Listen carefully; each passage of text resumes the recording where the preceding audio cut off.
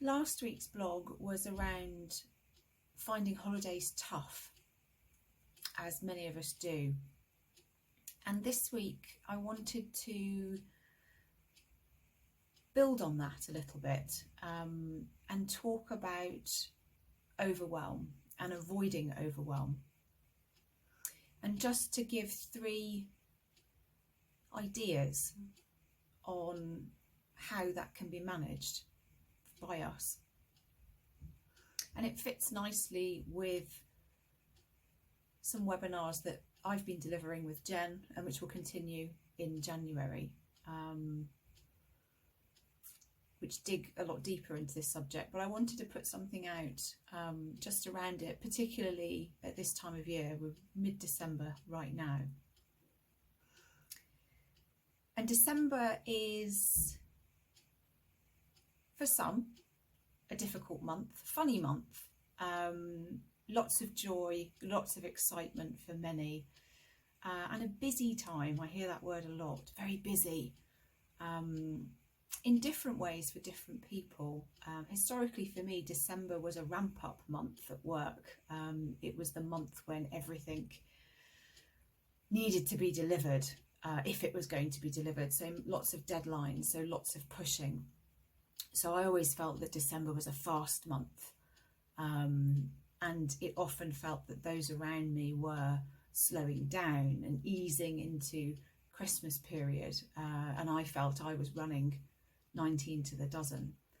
And I see that now in clients, that some of them have this, it's a speed up time, and for others it's a slow down time. And both of those, speeding up and slowing down, can bring this overwhelm feeling. I certainly can identify with the slowing down side, leaving space.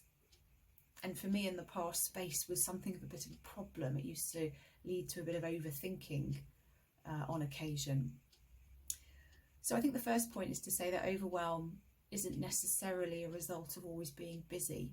It can also come from a place where we've paused. But the first of my 3 points that I wanted to cover when we think about how do I avoid overwhelm, how can I tackle it, is about story. It's one of my favourite areas. I've written about it many times, this thought versus fact. And this awareness and having a self-awareness is such a huge foundational piece in any sort of coaching journey, in any journey of personal or professional growth. It's having a real understanding of who am I and how do I manage and how do I deal and react in certain situations. So understanding the stories that we tell ourselves, the internal dialogue, the internal narrative, is a really lovely place to start. My stories were often around, if I don't do this, if I don't finish this, if I don't deliver this, then. And it was normally a judgmental piece. People will think badly of me, I will have let people down, my reputation will suffer. Very much coming from a people-pleasing place. And we're all different, we'll all have our own stories and our own narrative. So the first takeaway from this is to ask yourself, and I have to thank Brené Brown for this, what's the story that you're telling yourself? So this question, the self-coach question for ourselves is, the story I'm telling myself is, and then fill in. It's a really illuminating process, and if you can do that regularly, you start to have a much greater sense of awareness of who am I, how do I manage, how do I deal, and I can spot that that's a story again, it's not necessarily true. How do I want to react differently? The second point is around boundaries. It's a really common area in coaching, this struggle with boundaries, this struggle with being able to lay down boundaries to protect ourselves, and then importantly to stick to them. So here at this time of year particularly, my key points are remembering it's okay to say no. It really is okay to say no. And there are ways to say no respectfully. And also understanding that a no, particularly in a personal context, doesn't always need an explanation. We don't need to expand. So I'm thinking here particularly of perhaps you've been invited to just one too many things and you just don't want to go.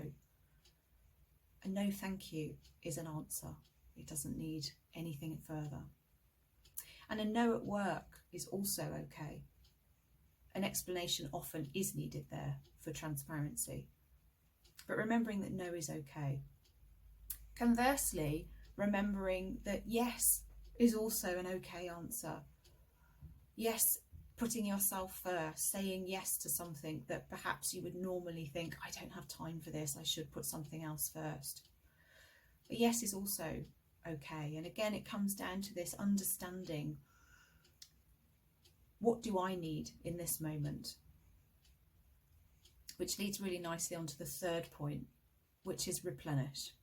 And again, this comes from a place of self-awareness, knowing yourself. Who am I? How do I replenish? Understanding that replenishment is really important to be able to give our best, both in a work context and privately. So understanding, how do I replenish? What works for me? Is that with other people? Is that on my own? What do I need to be able to recharge my batteries? And understanding that that's not a selfish thing, it's a giving thing to do, because others benefit professionally and personally. If you think in a family context, how your immediate family will benefit if you are refreshed and present with them, not just in body, but actually present with them. And in the work context, you'll be able to give so much more, be so much more effective if you're coming from a recharged and calm place, as opposed to a frantic, hectic mindset where perhaps we don't make our best decisions. So those are my 3 points this week on overwhelm. Around story, what are the stories that I'm telling myself? Around boundaries, what are they? Where do I need to put some in? How do I honour my boundaries once I have established them? And replenish. Saying yes, saying no. How do I recover to ensure that everybody, including myself, gets the best from me? If that's been interesting and you're interested in looking at that in more detail, particularly with a work focus and how to prioritise, the webinars that I've been doing with Jen are continuing in January. I have to look at my notes now to get the dates right. Not that bit of paper, this bit of paper. So there's 2 running on the 17th of December at 3 o'clock and 6 o'clock UK time, minus 5 hours for the EST time if you're in America, so 10 a.m. and 1 p.m. And 2 times again on the 27th of January at 12 and at 5 in the UK. That's 7 in the morning and 12 o'clock EST in the States. They're all free. They're 30 minutes. It's cameras off. So you can just sit and absorb, no interaction required from your side. I'll find a way to put the Eventbrite link in. Enjoy the rest of the year. I'm signing off for the year now. I'll be back in January. And yeah, thank you for all of your support this year.